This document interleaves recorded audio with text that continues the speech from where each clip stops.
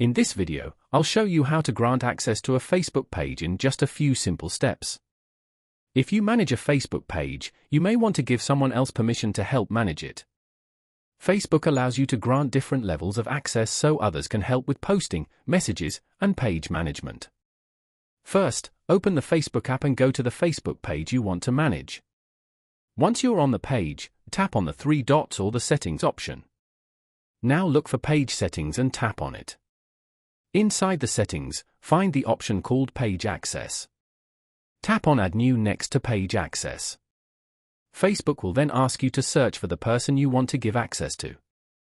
Enter their name and select the correct profile.